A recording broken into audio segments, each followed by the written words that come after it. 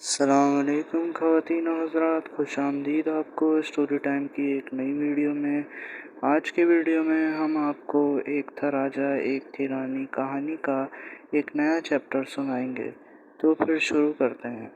اکیلی ہو جائے گی اور اس کے پاس کوئی نہیں ہوگا جس سے یہ ہنسی مذاق کر سکے جس طرح یہ دونوں کرتے تھے۔ پھر معاذ نے اسے آرام سے سمجھایا کہ اسے واپس تو جانا پڑے گا، کیونکہ اس کا گھر تو کراچی میں ہی ہے نا، یہاں تو وہ بس عارضی طور پہ آیا تھا۔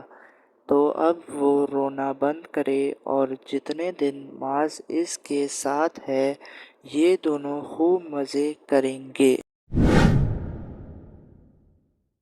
کافی دیر منانے کے بعد صبا مان گئی، مگر صبا نے اس سے کہا کہ وہ جانے سے پہلے جو گانا یہ لکھ رہا تھا وہ اسے سنا کے جائے گا۔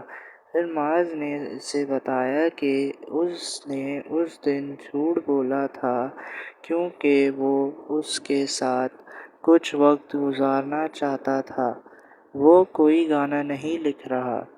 پھر صبا نے اس سے بولا کہ اب یہ سزا کے طور پہ ایک گانا صبا کے لیے لکھے گا۔ اس نے اسے جھوٹ کیوں بولا؟ تو معاذ نے کہا کہ وہ گانا کیسے لکھے گا، اس نے تو کبھی گانا لکھنے کی کوشش بھی نہیں کی۔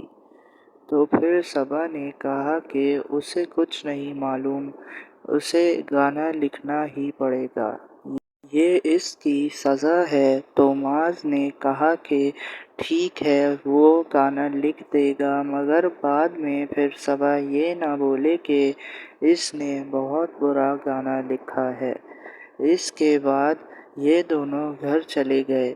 اب دیکھتے ہی دیکھتے ایک مہینہ گزر گیا اور اس ایک مہینے کے اندر ان دونوں نے خوب مزے کیے تھے۔ معاذ نے صبا کو گٹار بجانا بھی سکھا دیا تھا اور معاذ جو صبا کے لیے گانا لکھ رہا تھا اس نے وہ بھی مکمل کر لیا تھا۔ اب جب معاذ کے جانے کا دن آیا تو معاذ اور اس کے والدین صبا کے گھر والوں سے جانے سے پہلے ایک بار ملنے کے لیے گئے۔ جب یہ لوگ صبا کے گھر پہنچے تو معاذ صبا کے والدین سے تو مل لیا تھا، مگر صبا اسے نہیں دکھ رہی تھی۔ تو یہ صبا کو ڈھونڈتے ڈھونڈتے جب چھت پر گیا تو اسے صبا وہاں دکھی اور اس نے دیکھا کہ وہ پھر رو رہی تھی۔ تو یہ اس کے پاس جا کے بیٹھا اور اس سے بولا کہ یہ پھر رونا شروع ہو گئی جبکہ اس نے اس کو اتنا سمجھایا تھا۔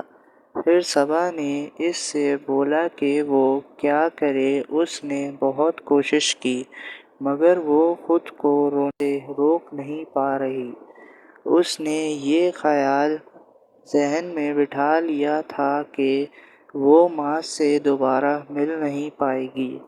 تو معاذ نے اس سے بولا کہ وہ ان بیکار خیالوں کو اپنے ذہن سے نکال دے اور یہ سوچے کہ اس نے کالج میں اچھے نمبر سے پاس ہونا ہے تاکہ یہ کراچی کی کسی اچھی یونیورسٹی میں داخلہ لے سکے اور کراچی پڑھنے آ سکے۔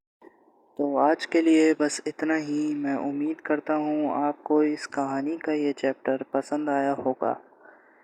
اس کہانی کو ہم اگلی ویڈیو میں جاری رکھیں گے۔